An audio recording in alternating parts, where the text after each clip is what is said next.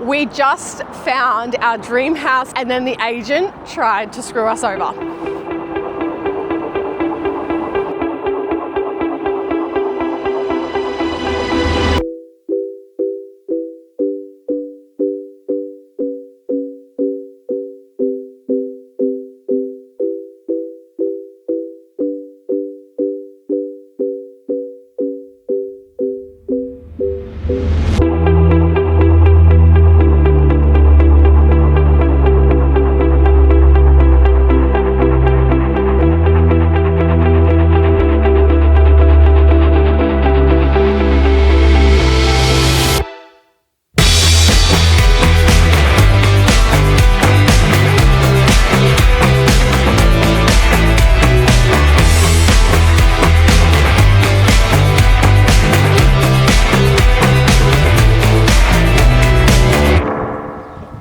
So we didn't know if we were going to share this story because, I don't know, it's a bit of a bummer, but at the same time we feel like we should share it because if you are considering buying a house in Japan, then you should know what it's really like. It's not as easy as you might hear. Maybe you can get a house in a month, maybe not. Personally, we've had a lot of challenges and we wanted to share this story of a nightmare agent that we experienced.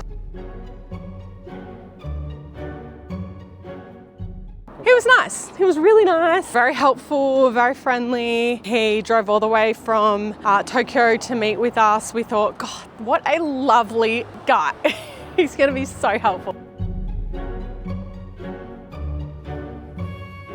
We have our own agent who coordinates on our behalf and communicates to the property's agent. Whoever's selling the property, they have their own agent. She coordinates everything with them because they only speak Japanese. We don't speak Japanese, so she's that middleman.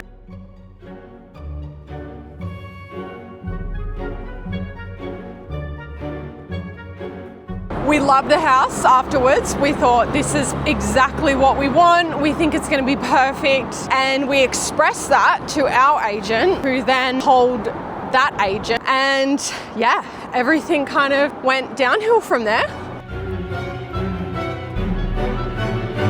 What went wrong was, we go to ask about the contract, can we have a building inspection? In Japan, things work a little bit differently. In Australia, when you sell a house, you pay commission, the buyer doesn't pay commission.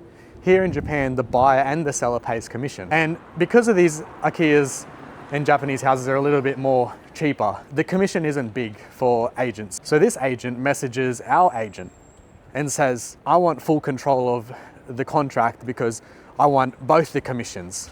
Double the commissions. I want to cut you out of the contract, which is our agent.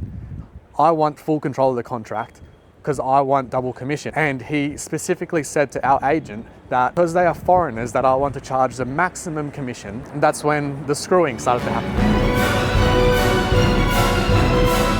So the second issue we had is around money transfer. The most important part, in my opinion. In Australia, we have a lawyer that sits between the buyer and the seller, and they handle all the money and the title transfer and everything, so it's done simultaneously. Your money goes to the lawyer and the titles are transferred simultaneously, the money gets released. In Japan, you have something called an escrow. The escrow is essentially the same thing. The reason they have this here is to protect the buyer and the seller. So in our case, the seller had the property still on mortgage. That's why our agent is acting for us and wanted to go through the escrow system that makes sure on the contract that the money is paid out to the bank so the mortgage can be paid off and the title is transferred to us. However, this agent didn't want to do an escrow. He wanted us to transfer the money straight to him and have full control of the contract. So for us, this is a red flag.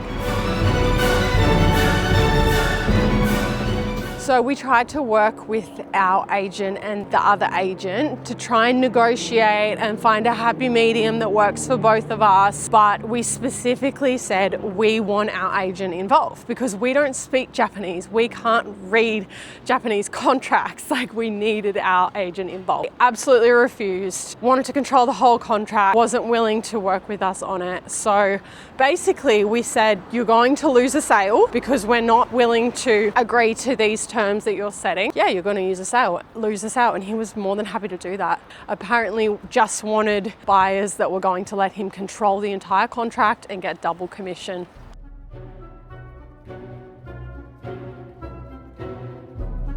The house wasn't for us. That's what we're taking from it. And don't believe anything you hear. It's not always as easy to purchase property as it's made out to seem. We will persist and we will find the right property for us.